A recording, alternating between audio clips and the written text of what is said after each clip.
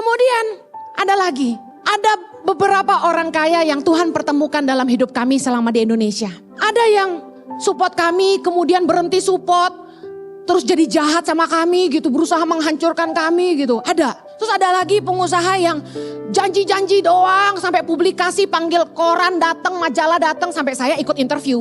Bahwa restorannya ngasih makan, tiap piring yang terjual dia akan support 10.000 buat Tangan Pengharapan. Sampai hari ini gak pernah. Jadi janji bohong doang. Terus ada lagi pengusaha konglomerat di Indonesia lah, dia punya beberapa stasiun TV. Dia bilang sama saya, Hen, ayo kamu bantu saya. Dia dengar reputasi saya, dia bilang, kamu bantu. Pegang yayasan saya ini mendanai 40 yayasan. Saya bilang, wow keren, luar biasa Pak. Kamu bisa bantu saya? Coba saya bantu aja Pak ya, saya gak bisa komit karena saya punya yayasan sendiri. Apa nama yayasan kamu? Gak dikenal bos. Tangan Pengharapan Pak. Yayasan saya kecil kok. Oh gitu ya. Oh gampang-gampang itu. Nanti Tangan Pengharapan masukin aja ke yayasan saya, nanti saya support. Oke. Terus saya tanya, maaf Pak, operasional setahun untuk semua yayasan Bapak ini berapa ya? 8 miliar dia bilang gitu. Oh 8 miliar udah setahun tuh ya, oke. Kalau kamu berapa? Hasil audit 2018 kemarin, jadi Tangan Pengharapan ini kami handle keuangan secara profesional. Kami diaudit oleh public accountant orang luar. Kemudian kami otorisasi keuangan itu lewat 3 orang yang jadi gak mudah gitu. Hasil audit kemarin dilaporkan, Tangan Pengharapan dipercaya Tuhan dalam setahun itu dengan dana 13 miliar lebih dalam setahun. Berarti setiap bulan kami harus punya uang 1,1 miliar. Ngasih makan 5.100 anak di 70 titik. Gaji lebih dari 100 guru. Total 150 seluruh Indonesia. Kemudian ngobatin orang sakit 1.000 tiap bulan itu minimal. Kemudian gaji dokternya, gaji orangnya yang pengobatannya. Kemudian harus support petani-petani di NTT sekitar 165 kampung setiap tahunnya. Kita kasih benih dan juga cangkul. Kemudian di Mentawai juga kami pemberdayaan masyarakat. Kemudian tahun ini kami membangun 6 sekolah. Kemudian masih banyak lagi yang Tuhan kerjakan lewat Tangan Pengharapan.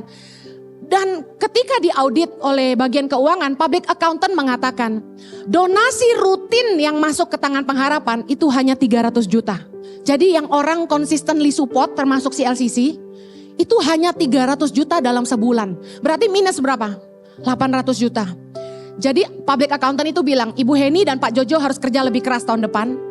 Karena kalau mau memberi makan 6.000 anak, ke depan uangnya harus lebih banyak. Ibu sama Pak Jojo harus cari uang lebih banyak. Saya diem. Jujur saya gak pernah mau tahu uang itu yayasan Tangan Pengharapan tuh uangnya ada berapa, cukup apa enggak. Saya tuh gak pernah mau tahu. Ini pesan saya ke bagian keuangan. Cukup gak usah cerita sama gua. Soalnya saya stres. Begitu meeting selesai, public accountant report ke kami. Saya masuk kamar mandi nangis saudara. Saya teriak sama Tuhan. Tuhan 1,1 miliar mau cari di mana? Saya harus jual apa lagi? Kaos udah, batik udah, ini aja udah kayak apa saya tuh ya gitu. Saya nangis di shower. Tuhan tolong gitu kan, udah gak tahu mesti gimana. Guys, Tuhan itu gak pernah terlelap. Saya sekarang baru sadar. Kenapa gereja besar yang tadinya saya harapkan mensupport Tangan Pengharapan nggak mau support Yayasan Tangan Pengharapan. Konglomerat di Indonesia segini banyaknya yang dengerin saya khotbah di seluruh Indonesia udah pasti ada. Tapi kenapa dikerasin hatinya untuk nggak nolong Tangan Pengharapan? Kemudian gereja-gereja besar yang selama ini Jojo layani mulai ban suamiku nggak boleh khotbah lagi di gereja mereka. Katanya takut konglomeratnya pindah. Sampai ada yang terus terang bilang gini, kami undang Pak Jojo untuk datang khotbah. Bapak malah jualan kaos, untungnya apa buat gereja? Suami saya digituin. Saya kasihan banget sama Jojo. Padahal kami gak dapat apa-apa gitu kan. Kemudian saya lihat kenapa pengusaha yang saya kenal ingkar janji sama kami. Saya cuma baru ngerti hari ini. Supaya satu-satunya yang kita andalkan hanya Tuhan. Kita belajar percaya sama Tuhan. Jangan kecewa sama manusia. Manusia pasti mengecewakan. Tapi mengandalkan Tuhan sungguh-sungguh. Bahwa dia gak akan pernah tinggal diam. Amin. Hari ini saya baru sadar. Setelah semua ini terjadi. Kenapa saya harus dikecewakan begitu banyak orang. Supaya satu. Gak ada yang bisa menepuk dada dan bilang. Tangan Pengharapan ada karena saya. Gak ada gereja yang bisa bilang. Tangan Pengharapan ada karena saya. Gak ada pengusaha manapun yang bisa klaim tangan pengharapan bisa karena saya. Tapi satu-satunya yang kita andalkan hanya Tuhan. Saudara, apapun yang Anda kerjakan dalam hidup ini, jangan andalkan kepintaranmu. Jangan andalkan kekuatanmu sendiri. Jangan andalkan orang tuamu. Andalkan Tuhan. Amsal 10 ayat 22 bilang, berkat Tuhanlah yang menjadikan kaya, susah payah tidak akan menambahinya. Ayat ini oleh beberapa orang malas dan orang-orang yang tidak mau berusaha lebih dipakai untuk membenarkan diri. Padahal ayat ini sederhana mengajar kita begini. Anda mau bangun pagi-pagi, Anda diajarin kerja keras, Anda diajarin bermimpi oleh para pengusaha sukses. Dengar 7 langkah menjadi kaya, lupakan. Yang menjadikan kaya itu Tuhan. Dan apakah diberkati Tuhan itu harus kaya raya, punya uang banyak, punya aset di mana-mana? Enggak.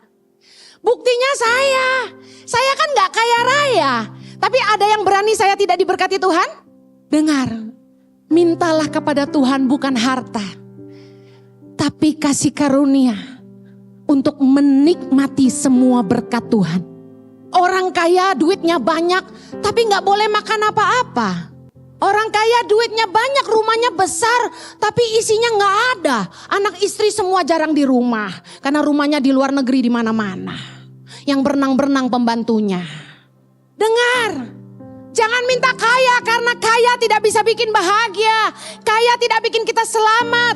Tapi andalkan Tuhan sumber segala-galanya. Mendingan kaya saya cukup-cukup aja tapi selalu ada berkatnya. Nikmati hidup ini bersama dengan Tuhan dan andalkan Dia. Diberkatilah orang yang mengandalkan Tuhan, yang menaruh harapannya pada Tuhan. Amin.